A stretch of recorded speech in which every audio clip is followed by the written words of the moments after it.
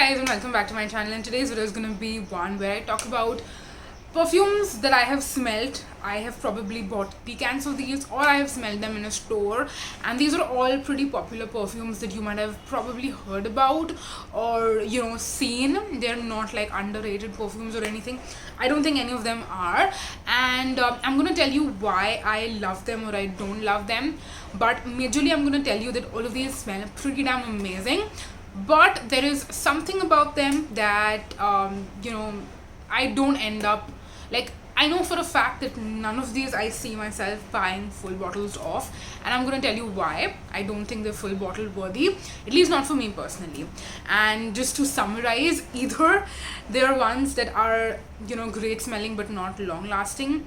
Some of them are pretty basic scents, and then there are some that have particular notes that just bother me for some reason. So even though I get why people really love them and they do smell really good, but they're just not full bottle worthy for me personally. So if you're interested in what my list is, please keep on watching. And if there are any perfumes that you have tried out that you also think that okay, this is a really popular perfume that everyone talks about, everyone raves about, but for some reason you personally don't either like it, or you think that it's really amazing but it's not something that you would want to add to your collection personally, let me know what that is down below in the comment section. But now we should get started because we have 10 perfumes to talk about and I have a tendency to ramble. So let's get started. The first perfume is Acqua di Gioia by Giorgio Armani. Now this is one that I got a decant from Anissa. Her page is called Do Not Touch My Decants, or Do Not Touch My Decants. Basically, I'm going to leave it down below in the description. I have hauled and purchased a lot of different perfumes from her, and all of those videos are up on my channel, so you can go ahead and check it out if you would like. But I ended up buying this one a while back.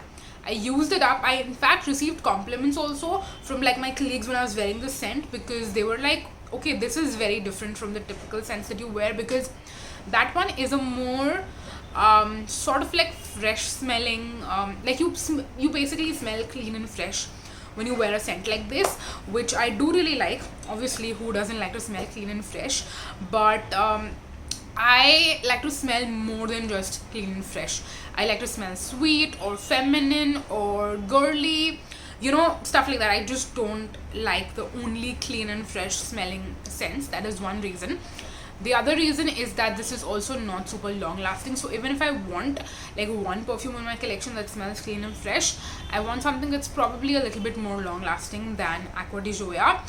This one I feel like lasts like for 3 or 4 hours, and for how expensive it is, I don't want to buy a full bottle of it, have it not last very long on me, and then me going through it super quickly. So I have multiple reasons to not get a full bottle of this. So yeah, this one's gonna be a pass from my side at least. But I do want to say that if you're someone who likes the aesthetic of clean and fresh smelling perfumes and you like to wear them all the time, this is one that actually a lot of Instagram sellers have on their page. So you can get the original for a pretty discounted price, and it's not super duper expensive either, but I still wouldn't spend the money on it. So yeah, that is that. Moving on, next we have two Bath & Body Works body mists. These also I got from Anissa. A lot of these I got from Anissa, so if I don't get something from Anissa, I will let you know. But the other two also I got from Anissa. We have Sunset Glow and we have In the Stars. Now Sunset Glow is more of your tropical beachy smelling fragrance, but when I like something tropical and beachy smelling, I like something like Plum Hawaiian Rumba, which is, again, now you can get the EDP version, and I feel like that is typically a little bit more long lasting than something like this. This is a body mist, so it's not going to be super long lasting. And the scent profile also, I feel like I prefer something like Hawaiian Rumba. If you've ever smelled it, I feel like that's a super popular scent, so I'm sure that you know what the scent of Hawaiian Rumba is like. Whereas this one has more like coconutty, creamy notes to it, which I have discovered eventually that it's not my favorite.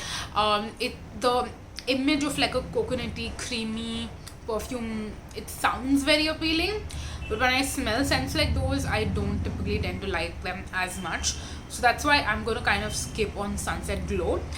Even though I have used it and I like it, I don't love it, and I definitely will not be getting a full bottle of this one. In the Stars, on the other hand, is more so something that I actually think I like way more. But if I if I end up getting a scent like that, I'm definitely not going to get the Bath and Body Works body mist. I'll probably get like Ariana Grande Cloud. I don't think I can afford BR 540 at the moment. Then there's Burberry Her, obviously, which I also have, which I think should also have been a part of this list. That I will not get a full bottle of it, but I did end up buying a partial of it. So I'm just going to give you a 11th honorable mention, that Burberry Her should also probably be on this list, because I'm not going to get a full bottle of it. I have a partial of it and I will use that up. But yeah, In the Stars by Bath and Body Works is probably, I think I'm gonna more so lean towards, if I end up getting a scent like this, which is gonna be a full bottle, I'll get Cloud by Ariana Grande, because I have a decant of that and I actually really like it, and I do think it smells very similar to Bath and Body Works In the Stars. So yeah, if you have smelled In the Stars in a store, or you own it but you're like, it's not very long lasting, I would suggest try Ariana Grande Cloud. And if you want to try a decant first before you buy the full size, check out Anissa. But yeah, anyways, let's move on next. We also have one more Bath and Body Works body mist, which I'll just talk about right now itself, and that is In the Night by Bath and Body Works. Now this is another one of the scents which I feel like smells really good. I would like to smell like this occasionally, and the only occasion I would like to smell like this is when I'm going on a night out. It could be clubbing, it could be like a friend's house, a night out, something like that, but like we're in a party mood basically. That's the only time I would like to smell like this, and let me tell you, I'm not a party person. I enjoy that very occasionally, like once every quarter, but yeah, otherwise that's not really my personality. So scents like those, like night out clubbing kind of scents, I tend to either just have decants and like use them on the rare occasion, but I haven't reached that point in my life where I think like adding a full size bottle of a fragrance like that would actually be beneficial to me. I think it'll just sit around, gather dust, which I don't want to happen. So yeah, for that reason I'm not going to get In the Night. I'm also not going to get it again because of the longevity. So yeah, that was that. That was Bath and Body Works In the Night. Then we have one that I actually did not get a decant of. I smelled this in the store. I really like the scent, but it's one that I don't love. That is Guerlain La Petite Robe Noir, the EDT. So now this particular line, the La Petite Robe Noir line, or rather the La Petite line from Guerlain, has a lot of different versions and a lot of different variants, and I feel like it can be a little bit hard to distinguish between them, because when I saw them in the store, they were all kept next to each other and they all looked so similar. So you really have to, like, if you end up going to the store smelling them and you like any of them, I would say make a note, look under the bottle, see, is it the EDP version, is the EDT version, is it the Noir, is it the regular, is it like some other variant, some other flanker. Check all of those things really well, because if you want to end up buying one, you will not know which one you actually liked to then buy it. So yeah, for that particular reason, keep that in mind. This particular one I actually really liked when I smelled it at the store, but there were other fragrances that I also tried that day which I loved way more. I'm gonna add one to my collection very soon. Actually, by the time you watch this video, I think I would have already got it in the mail. Like, I've already ordered it, it's coming to me, and by the time you watch this video, I think I'm already going to be having it with me. So yeah, this particular one was not my favorite, even though I really liked it, but I did not like love it to then end up deciding, okay, this is something I want to get a full bottle of. So that's just that, and I think that's totally okay. Moving on, next we have a Chanel fragrance actually, and this one I was super duper excited about because I've heard so many great things about it, and I almost knew I would love it when I heard those things. And even when I first smelled it, I thought I'm gonna absolutely freaking love this, and I have gone really back and forth on whether I want to get a full bottle of this one or not, and that is Chanel Chance Eau Fraiche. I've smelled a lot of the Chanel Chance fragrances. I think I've smelled the original, I've smelled Eau Tendre. I haven't smelled, but I know what it's supposed to smell like, because again, heard a lot about it, read a lot about it. I know a lot of comparisons also, like, you know, what I can compare it with, and stuff like that. So yeah, I know that none of the other Chanel Chance fragrances are going to be up my alley as much as Eau Fraiche is. I freaking love Eau Fraiche because it's got the original DNA of Chanel Chance, but it's got that burst of, you know, citrusiness and like lemony zestiness and all of that. But when I say lemony zestiness, I don't mean like Dolce & Gabbana light blue. I do not like light blue, but Eau Fraiche I freaking love. If this scent was a little bit more long lasting, I would have definitely bought a full size bottle of this one. But again, because it is a fresh smelling scent, it's not super long lasting, and even if I want to get this fragrance at a discount, I'm gonna have to pay somewhere close to like 7,000-8,000 for I think 100 ml. And I cannot digest the fact that this fragrance just lasts for like maybe 5-6 hours. Like, for a fragrance that I'm gonna spend 7 or 8k on, I want it to be, you know, long lasting and last throughout the day. So for that particular reason, not super happy with this one. Also, I've spoken about this in the past, but it's been a couple of months, so you probably might or might not know that there is this brand called Sense Perfumes that makes a version of Chanel Chance, which basically smells just like Eau Fraiche. So if I have to get this particular scent DNA profile and be okay with the fact that it's not going to be super long lasting, I'll just get the Sense version, like Sense Perfumes version. I'm not going to spend like 7-8k on the original when it's not going to be super long lasting. So yeah, those are my thoughts on Chanel Eau Fraiche, Chanel Chance Eau Fraiche. And moving on, next we have a Viktor and Rolf fragrance. Now this is again not Flowerbomb. We'll talk about Flowerbomb in a while, but we're going to talk about Bon Bon first. Now the person who kind of sold me on Bon Bon was Kathleen Lights. She has spoken about Viktor and Rolf Bon Bon for years on her channel. I've always seen it mentioned in her perfume videos, and the packaging is so damn cute. Let's just acknowledge that the packaging is damn cute. And the way it was described to me, I thought I'm going to freaking love this. So when I saw it listed on Anissa's page, and this is a while back, so I don't know if it's still listed on her page or not, but one of my first few orders had Viktor and Rolf Bon Bon, and I got it. I tried it out, and when I first smelled it, I did not even understand if this is the same fragrance that I've heard about Kathleen Lights talk for so long. But then once I wore it for like a whole day and I smelled it on my skin, I kind of figured out that, you know, it definitely smells different on paper, it smells different on the skin, and all of that stuff is fine. But I still did not like it, because what I had imagined it would smell like is very different from what it actually smells like, at least on my skin. And I get why people like it, sort of. So I do think that it smells very different, very unique. Like a lot of fragrances, I feel like at times, you know, in the beauty space, not in the beauty space, in the perfume space, and the perfume industry, perfumes can smell very similar to each other, but I haven't really smelled a fragrance like Viktor and Rolf Bon Bon. So I get it's unique. I do think that it smells really good.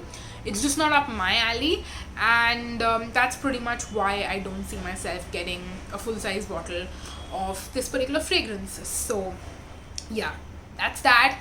Also, since we're talking about Viktor and Rolf fragrances, let's get the elephant out of the bag right now. I was going to talk about Flowerbomb a little bit later, but I'll just talk about it right now itself, because we're anyways on the topic of that particular brand. So Flowerbomb is a very popular fragrance, and again, this is one that I was super excited to get and to try out. I have tried the Ruby Orchid version of it, which I actually really like the Ruby Orchid version. The OG though, when I first smelled it, I thought I'm gonna be in love, because on paper, again, like I said, it smells different and it smells much better on paper. But fragrances are not meant to be on paper, they're supposed to be meant on your skin. And when I sprayed on my skin, it does smell really good, but it also has certain smokier, like slightly sexier tones to it, which again, for me personally, I would not wear it day to day. I would wear it for a night out or going out even for dinner, or again clubbing, sort of similar occasions where I would wear something like Bath and Body Works in the night is where I would wear Flowerbomb as well. So because I don't get occasions like that very often, and to be honest, again, I really like Flowerbomb and I appreciate it for what it is.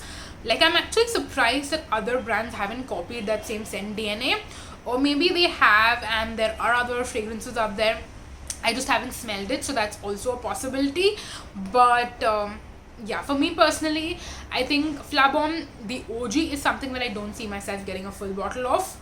Ruby Orchid, on the other hand, I might. I just might. If it's long lasting enough, I might actually get a full size of it. So yeah, that is that. Moving on to our last two fragrances, and then I can be out of here and you can be done as well and move on to another video probably. But yeah, let's talk about a Valentina fragrance, and let's talk about a Valentino fragrance, and the fragrance name is Valentina. So Valentino Valentina is another really pretty, nice, feminine, slightly more fruity floral fragrance. I won't say it's as fruity as it is floral, and it's a really, really nice feminine fragrance. Again, I love what it smells like, and it's something that I would love to smell. I just don't think that it works with my personality and the kind of fragrances that I tend to like. So if I do add it to my collection, I feel like it's always going to be out of place. It's one that I would like to occasionally go and smell. I might even wear it sometime, but it's one that is, again, not like my favorite. So I appreciate the scent a lot, but I just don't see it work for me personally. So yeah, for that reason, Valentina is also going to be a pass. And last but not the least, we have La Nuit Tresor, the original, not the Ala Folie. The Ala Folie I want to try, but we have the La Nuit Tresor, the original version. And this is, again, another one that I got recently, and I had imagined it to be very different. It ended up being very different, and again, I actually like the way this smells on my skin, but there is some note in the perfume. I don't know what it is.